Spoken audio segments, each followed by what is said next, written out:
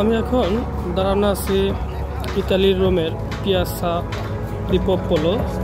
এটা রোমের ফ্লামিনিওর সাথে একটা রোড। আসলে আমি যার জন্য ভিডিওটা করতেছি সেটা হচ্ছে একটা বলতে পারেন সায়েন্সের মানে উন্নতির ধারার একটা প্রভাব।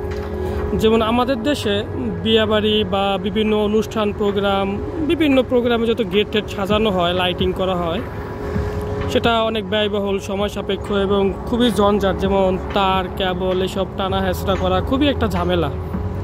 বাট দেখেন এই উন্নত দেশে এখন এই আধুনিকতার ছোঁয়ায় যে পরিবর্তনটা আসছে তারই একটা নমুনা এখানে। এই যে দেখতে পাচ্ছেন আমাদের দেশে সিনেমা হলে যেমন মাল্টিমিডিয়া প্রজেক্টর লাগানো হয়, এখানে ঠিক তেমনটাই।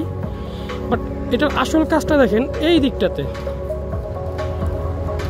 লুক অ্যাট দিস, মানে খুবই অসাধারণ।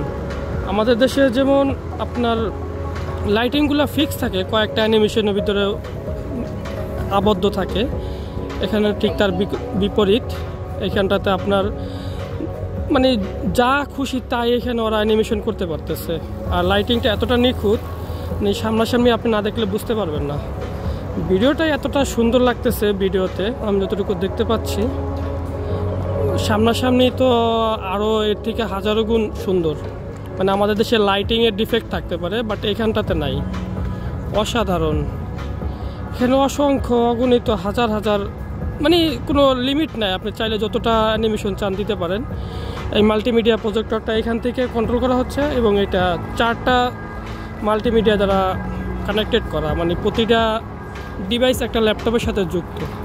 মানে ডিজিটাল বা আধুনিকতার ছোঁয়া কত দূর আগাইছে সেটা এইসব দেখলেই বোঝা যায়। ইতালিতে সামনে প্রোগ্রাম হবে, যার জন্য এই উপলক্ষে এইভাবে সাজানো হচ্ছে। তো সবাই ভালো থাকবেন, আল্লাহ হাফেজ।